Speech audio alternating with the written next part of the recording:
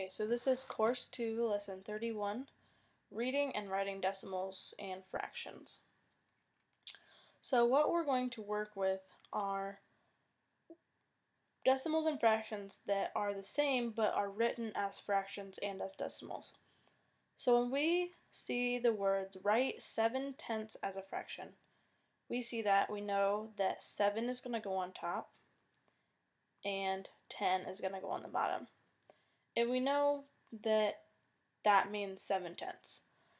We also know that 7/10 as a decimal is going to be 0.7 because our 7 goes in our tenths place.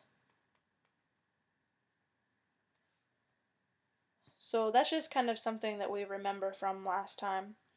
And we're going to continue working with these with this lesson. So the next thing we're going to do is we're going to work with this block. So how many total blocks are there? If I have 10 blocks on this side and 10 blocks on this side, if you want to count every single row, I have 10 here, 10 here, 10 here, 10 here, 10 here, 10 here, 10 here, 10 here, 10 here, and 10 here. Or I can take 10 times 10, and that's going to give me 100. So I know that my total number of blocks are going to be 100. Then I want to know how many blocks are shaded. So here I have 10 in my first one, 10 in my second one, and then I have 1, 2, 3. And this right here gives me 3 more blocks. So I have 10 plus 10 plus 3 is going to give me 23. Oops. It's not a 3. Okay, so I'm giving these two numbers. And to write a decimal, I want to write it as the shaded number over the total as a fraction. So when I write this fraction, the number that I have shaded is going to be 23, and my total number then is going to be 100. And I want to reduce this if I can, but 23 is a prime number, so the only thing that can go into it is 23 and 1, and 23 does not go into 100, so I'm going to leave it as 23 over 100. If I want to write this as a decimal, all right, 23 hundredths. So I can divide this out, 123, and I'm going to get a number. But to make this a lot simpler, I can put a decimal point, I can write my number like this, because this right here is my tenths place, and this right here is my hundredths. So when I read this, this fraction is 23 hundredths, but this decimal is also 23 hundredths. So we're going to be working with these throughout this lesson and how they're the same, reading them and writing them. So this is a decimal place values chart, and I want you to leave space in your notes. I am going to give this to you.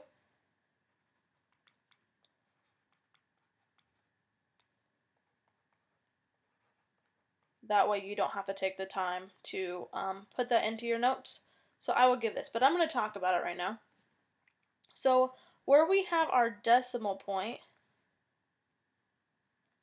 we are going to say and. So where the decimal point is, when we read it, we will say and. So any number before the decimal, we'll read it just like a normal number. Like if I have 2, so if my number happened to be 2.1, I'm going to write it 2 and 1/10 because my 1 goes in my tenths value chart. but you'll be able to use this in your homework. So we're going to talk about it.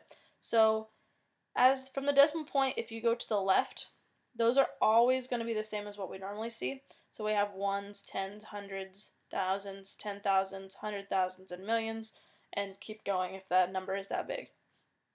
But it also goes the other way. So if I go the other way, I'm going to have tenths, hundreds, thousands, 10,000s, 100,000s, and millions. And we always read our numbers by the last number that we have. So if I have a number all the way, say that these are all zeros, and this one is just a 1, this number is 1/millionth. You have to make sure that you add the th on each thing after the decimal. Otherwise, they'll think that you're saying 100 million or 1 million, and it's not the same thing. So we'll be able to talk about all of these things. But this will be given to you so that way you can work on those in class. So let's do some examples. So in the number 12 and 345.79, and if we want to read this, we're going to go tens, hundreds, thousands, 10,000s, 100,000s. So 34979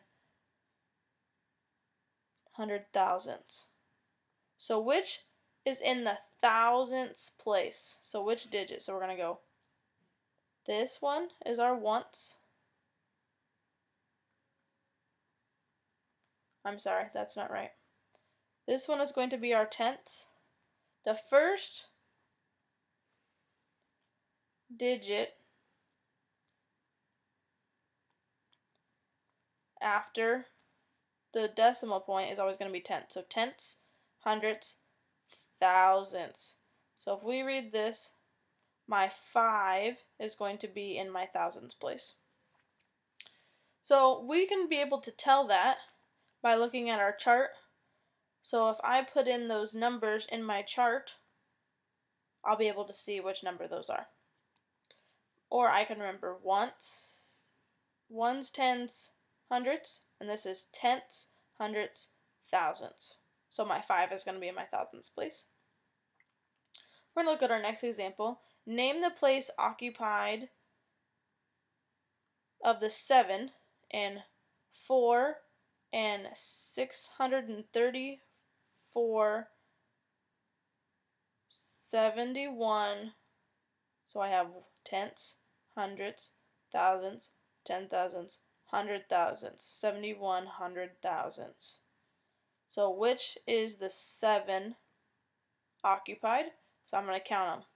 So this is my tenths, my hundreds, my thousands, my 10,000s. So to write that, I'm going to write 10,000ths. And because it's after the decimal place, I have to make sure I add the THS on the end. When I read decimal numbers, I have to make sure that the decimal I read as and. So here, the front portion is just 345. But my last portion, I need to know which place that's going to be in. So my first one is tenths, hundreds, thousands. So I'm going to say 678 thousandths.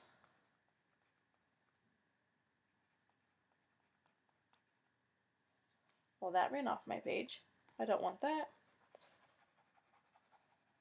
So it has to say thousands.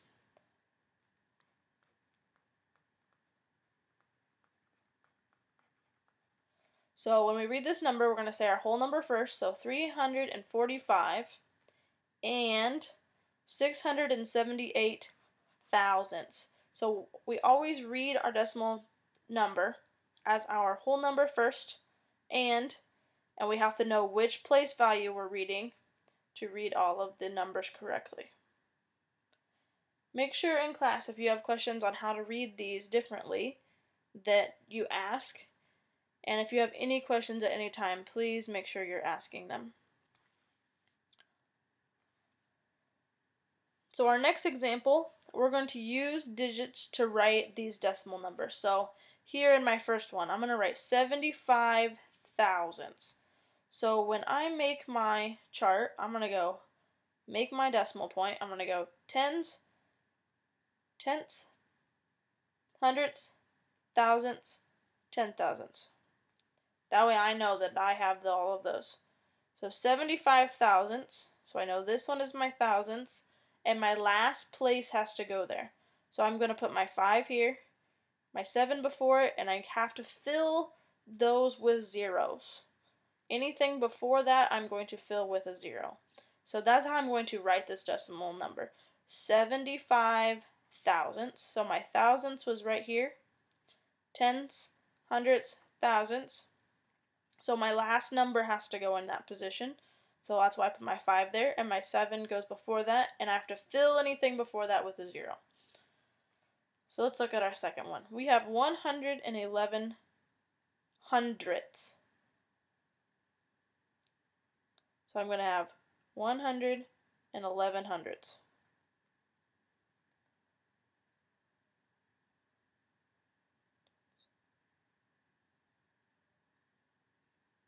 And the reason that is because this is tenths,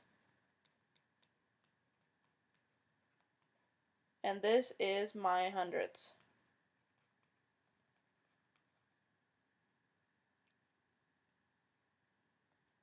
So that's going to make that 111 hundredths. Anybody see what I did wrong? Many of you are probably questioning how I did that. But really, I didn't read my and correctly. So, my and is where my decimal point goes. So I put my decimal point. I did my 11 hundredths right because I have 11 in my 2 spots for my hundredths, but I had 100 before that. So to write 100, I'm going to write 100 and 11 hundredths. So make sure when we're doing this that if it has an and in it, that we use that as our decimal, and anything before it goes before, and anything after goes after. I know some of you may be confused, but make sure you look at this one. That way that is there.